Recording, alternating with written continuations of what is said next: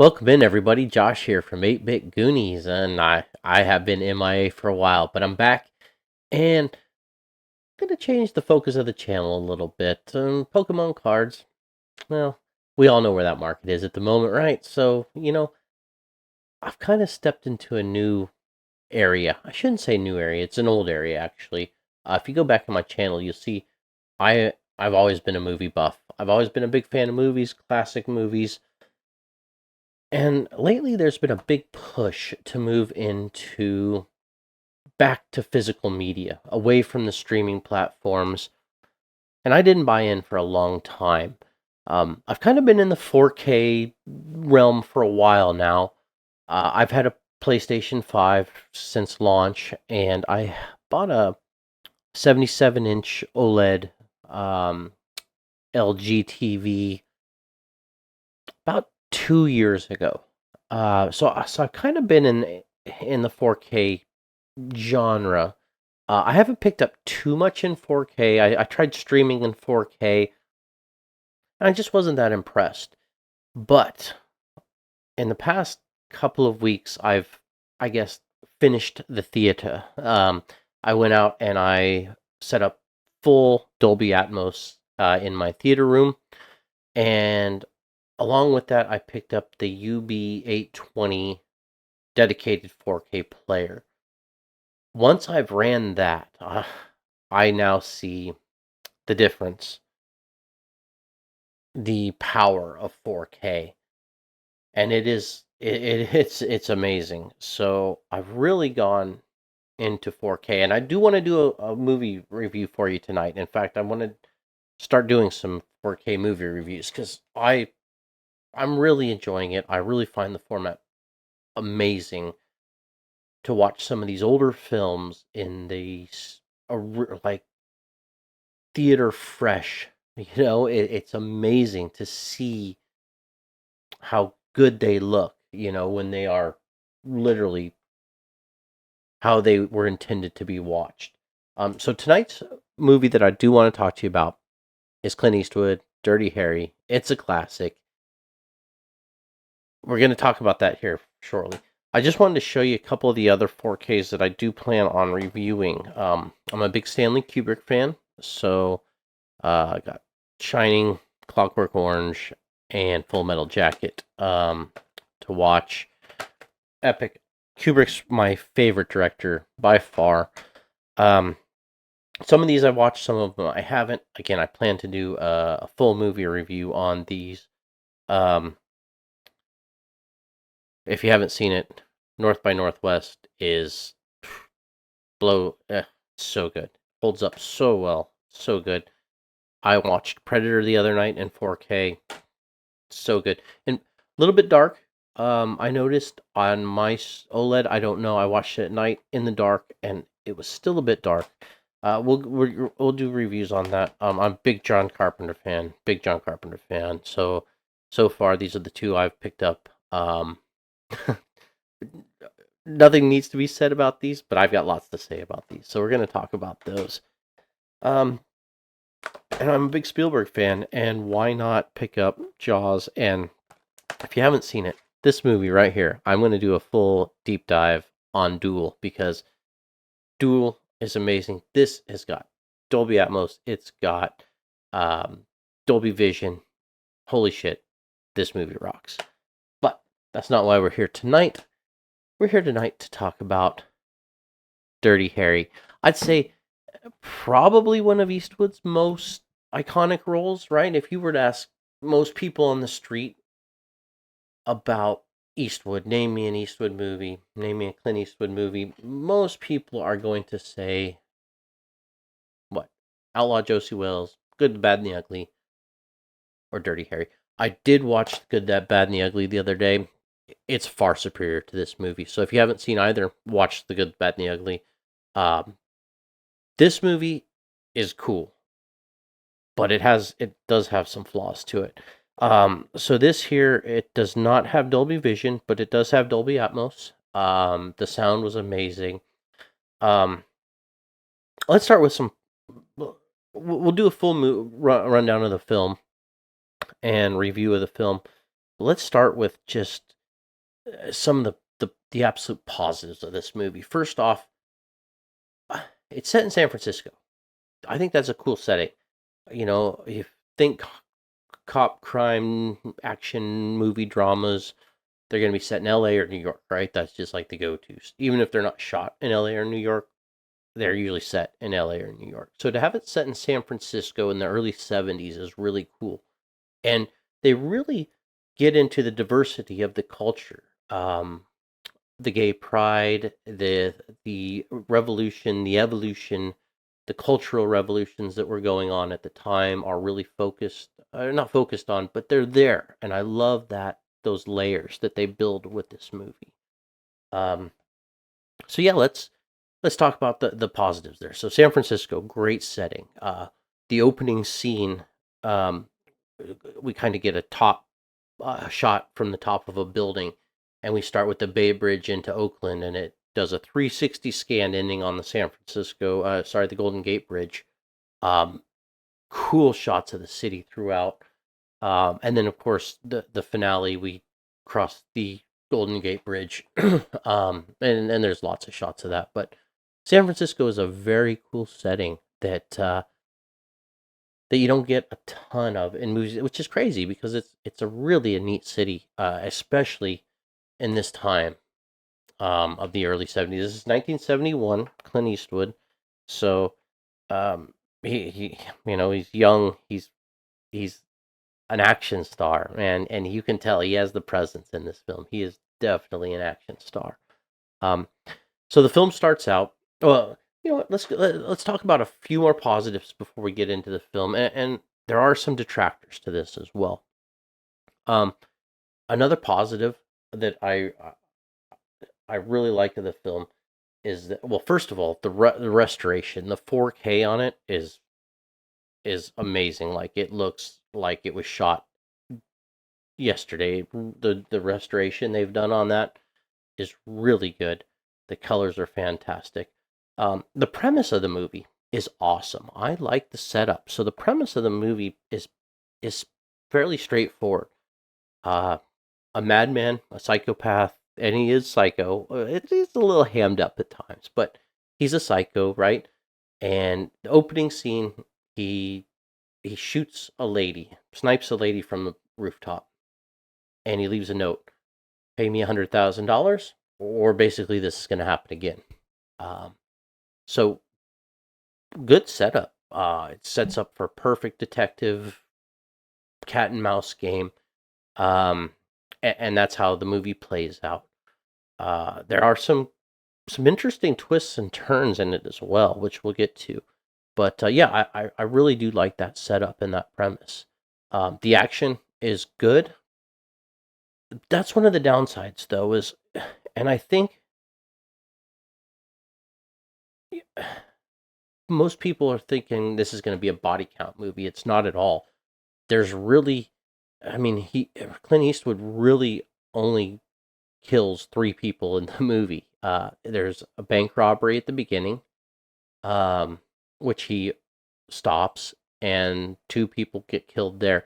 And obviously, that's the setup for the famous line where he walks up, and it's one of those lines, like, I haven't seen this movie for 30 years, but it's one of those lines that you still remember. And then it's like the whole thing, right, where he walks up to the guy, he points the gun at him, and goes, "This is a 44 Magnum, most powerful handgun on earth." And I know what you're asking yourself. Did he fire 6 shots or only 5? And in all this excitement, kind of lost track myself. So you got to ask yourself, do you feel lucky? Well, do you, punk? Right? So delivers that, and obviously that plays in at the end as well. At the openings bank robbery scene, the guy has a shotgun right there, and he could grab it and shoot, but Eastwood's got the gun on him. But is he out of bullets? Does he have one left? The guy doesn't take the chance. Kicks the gun away, and the guy asks him, I gotta know, was there a bullet in there? And Eastwood points the gun at him, and click. Nope, he fired all 6 shots during the heist, the bank robbery, stopping the bank robbery. Um, Obviously at the end, slightly different.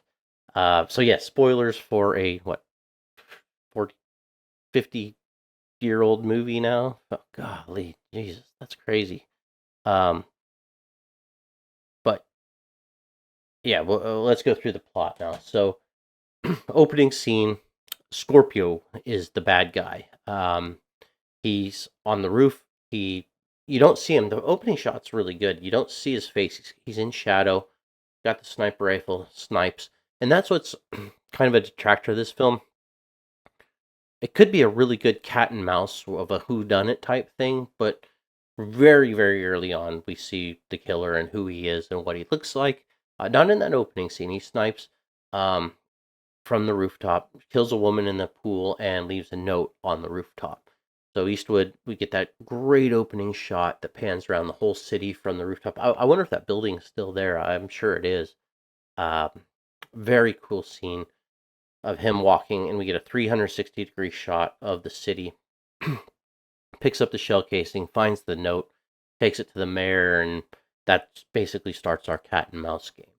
Um, Immediately, though, after that, we see the killer. We know who he is. There's no mystery anymore.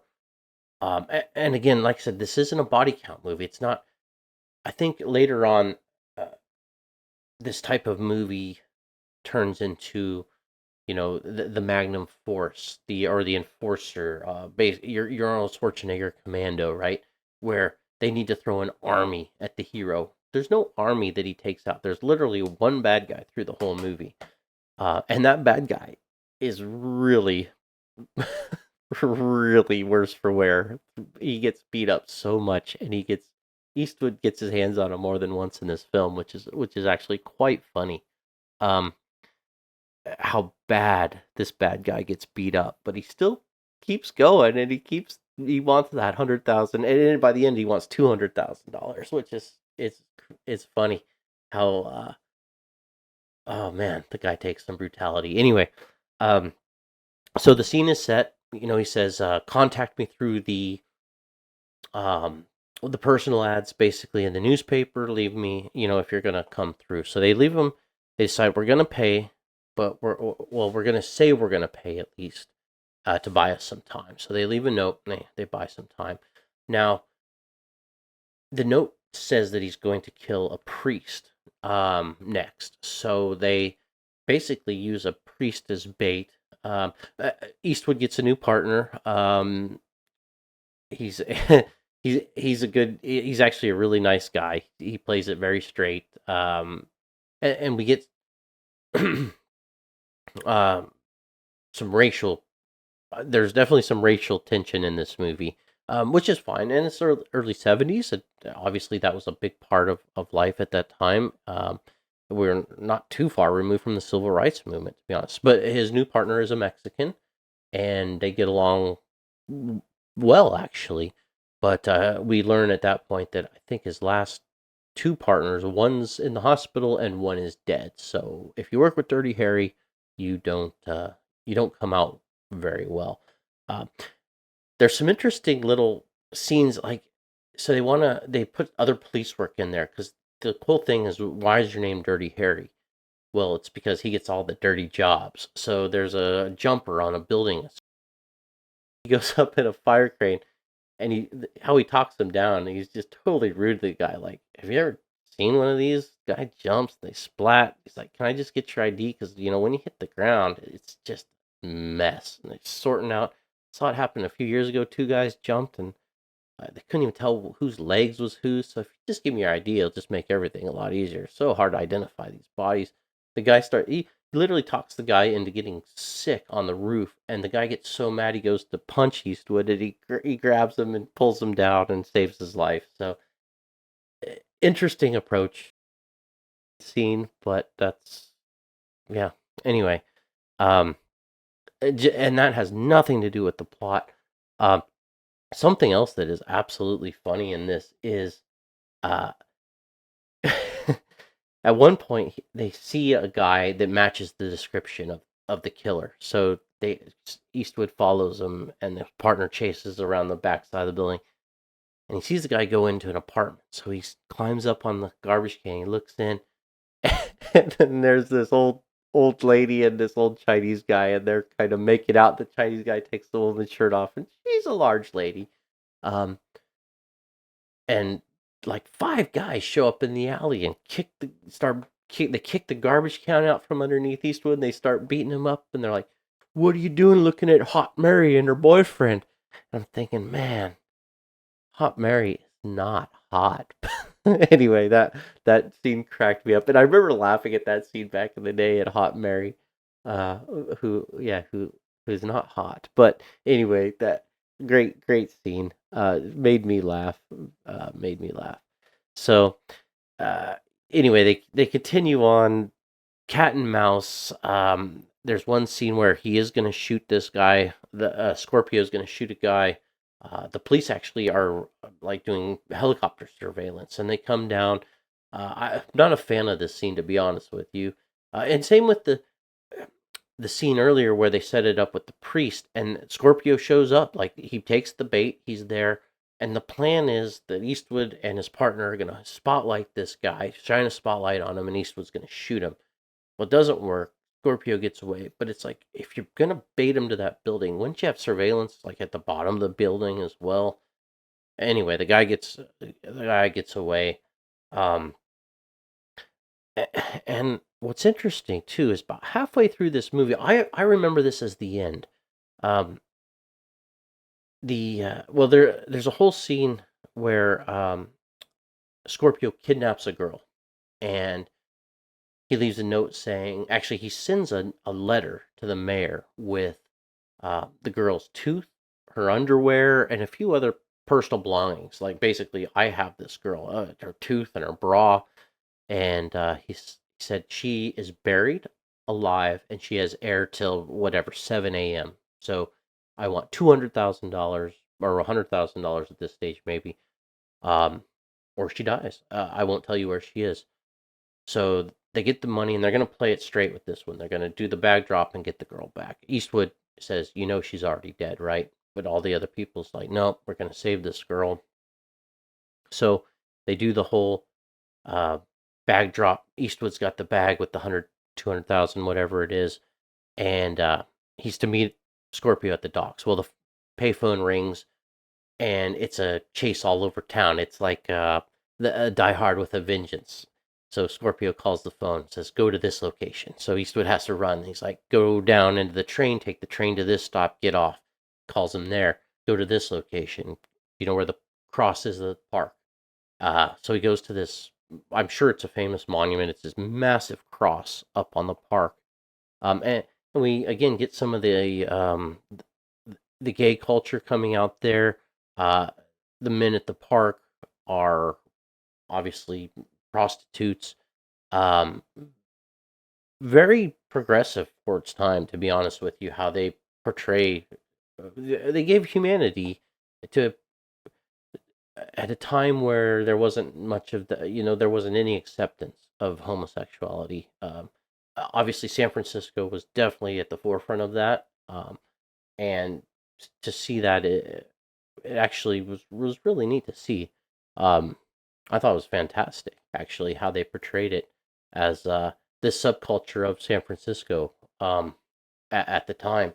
So he goes to this giant cross in the park, and Scorpio Killer is there, and at this time, actually, Scorpio gets the upper hand, beats him up, makes him pass out. He's like, "I'm not. I'm basically going to kill you, and I'm going to let the girl die at this stage." Eastwood has a switchblade on his ankle, stabs Scorpio in the leg with it, and Scorpio falls down the hill, leaving the bag behind. He escapes. So APB goes out looking for a guy with a stab wound in his leg. And eventually, or not eventually, but fairly quickly, a call comes in saying, we got a report. A doctor, this guy came in with a stab wound. He's already been released. They go to the hospital, and it's weird. Like, the doctor's like, I know him from somewhere, but I don't know where. And Eastwood's like, well, you better think there's a girl's life depending on it. Oh, I know. He works right over there, like literally right across the street at the stadium.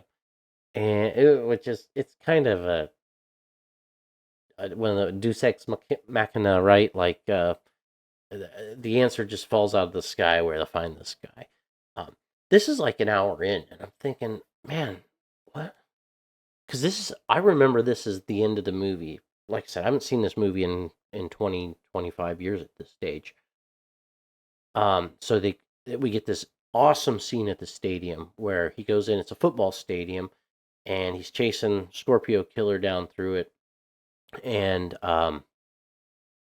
Scorpio Killer, I guess the Scorpio, he lives at the stadium. He's like a maintenance guy, and they allow him to live at the stadium. So Eastwood goes into his quarters, chases him out, chases him through the stadium, and there's an awesome scene where he's running across the field and he pulls the pistol, boom, flips him, like shoots him in the leg and flips him over. And then he walks up and he's like just crushing his leg. And we get this awesome helicopter shot that draws back and shows the whole stadium. And he gets a confession as to where the girl is. So they pull the girl out of it just by actually the Golden Gate Bridge, and she's dead. They have the Scorpio Killer, and it's like an hour and 10 minutes into the movie, and you're like, shit, what the hell? Like, I know this movie's longer than an hour and 10 minutes, and they've already got the bad guy, but they don't have the bad guy because he gets off. They're like, we can't charge him. Everything's in a missile in court. We can't hold the rifle that you took from his quarters as evidence. You had no warrant to go in there in the first place. Um, Basically, they're like, we have nothing to try this guy on, so we have to let him go. Oh shit! So he's literally out on the street. They're like, as soon as he's down at the hospital, he's gone. So he goes out. Then we start kind of following Scorpio, and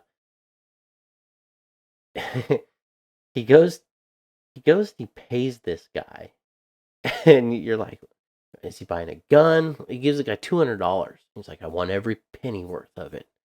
You're like, what's he paying him for? You're thinking he's going to buy a gun or some weapons or something.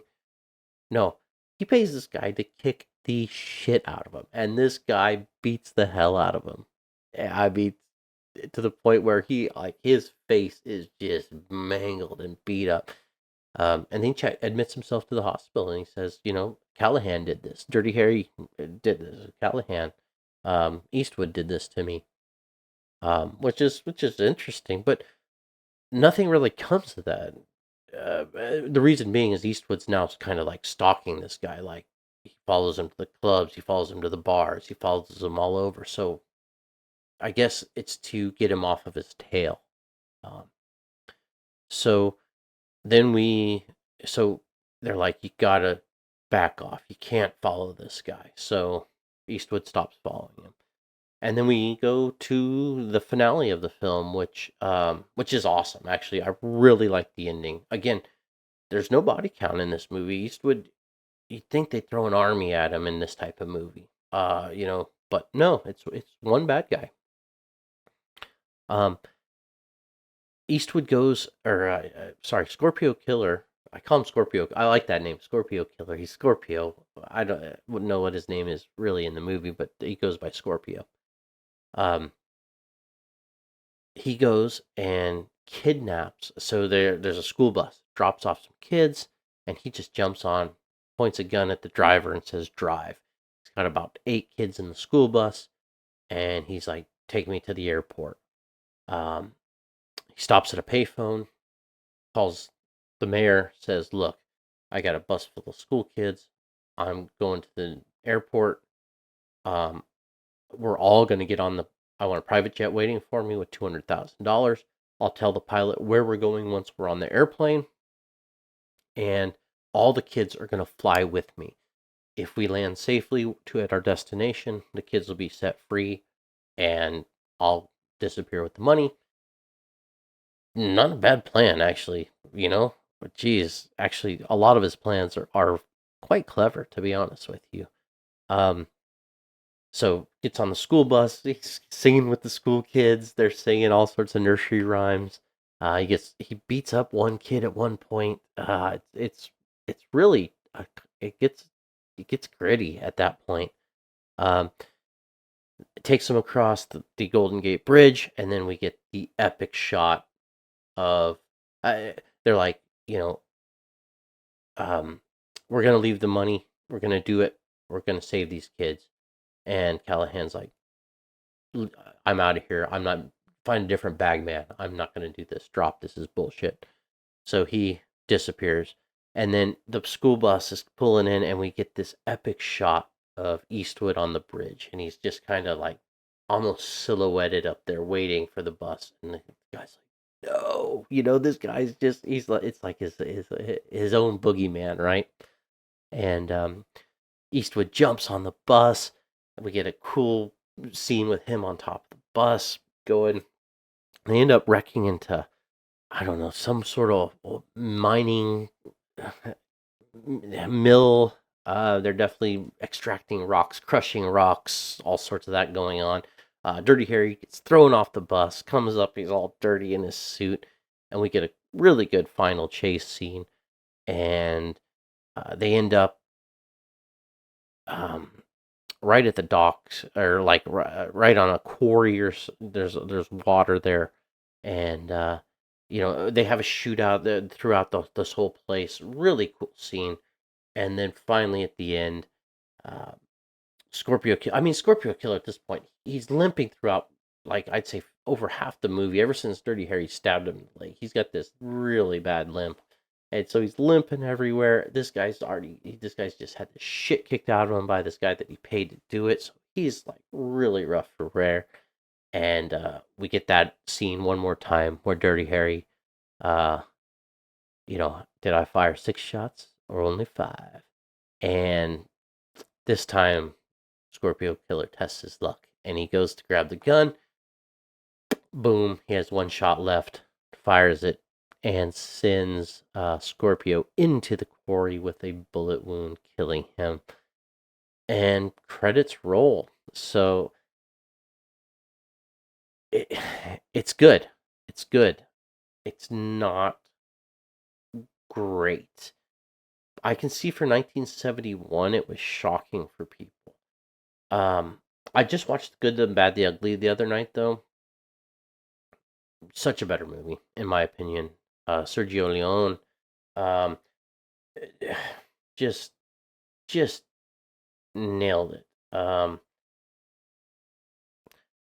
I recommend it. If you've never seen it, it's a it's an important film. It really is, and it looks great. There's some awesome cinematography in here. The stadium shot, the opening shot, the final shot actually is really good. They've got some really nice shots. Obviously got the helicopter in to pull off these sweeping pullback shots, like the stadium one in the final shot. Um, I recommend it. If you haven't seen it, it's worth watching. The 4K is worth getting. I mean, it's one of those that I'll revisit it every so often, but not like The Good and Bad and the Ugly. Like I'm already ready to watch The Good, the Bad, and the Ugly again. Dirty Harry, and I did watch The Good, the Bad, and the Ugly in 4K streaming because I haven't actually picked up the disc yet. I will be getting the disc of that. It's such a beautiful film. Um, so yeah, it's an interesting slice of history, and I want to go more into the Dirty Harry universe because you know, they build in action from what I remember. Was it the Enforcer, Magnum Force? They start understanding. We need some cannon fodder for Dirty Harry. If he's going to be carrying this hand cannon and shooting people, we need more of that. But this was, an original idea at the time, and it feels more like a detective movie, the cat and mouse type detective movie versus an action movie. I wouldn't class it as action. Most people think Dirty Harry, they think an action movie. I wouldn't say it's an action movie. I'd say it's a detective cat and mouse who done it. It's not really a thriller either. Again, very early on who the killer is. There's no mystery. It's more of a can he catch him before he does something else terrible type movie. Um, so yeah, if you haven't seen it, well, now you know what happens, so that kind of sucks. But yeah, I'd recommend it. But I've actually got a star rating system. I've been tracking everything on Letterbox, and I give it 3.5 out of 5 stars. Anything below 3, I wouldn't recommend. Anything above 3 is recommend worthy. 3.5 stars is there. Um, Most of these other movies, though, like Jaws, that's a 4.5 star. That's like rewatch, epic, so good. The Thing, 4.5 stars. John Carpenter, I can watch that movie. That's a desert island movie. I could watch that every other night. Honestly, it's so good. So anyway, I just wanted to talk Dirty Harry because it's fresh in my mind. I watched it last night, and it's it's so it's one of those movies that just in the lexicon of film culture, and that alone makes it worth watching. So thanks for your time, everybody. Again, I plan to do some more movie reviews. I really enjoy the 4K setup, watching this in Atmos with HDR, and just seeing it as it was intended by the director is really cool. So I can't recommend physical media enough. I can't recommend 4K enough. I was a big denier for a long time. I didn't see the point. I do now. I'm a believer. I'm a full blown believer. So thanks for watching, guys. We'll talk to you soon. Have a good one.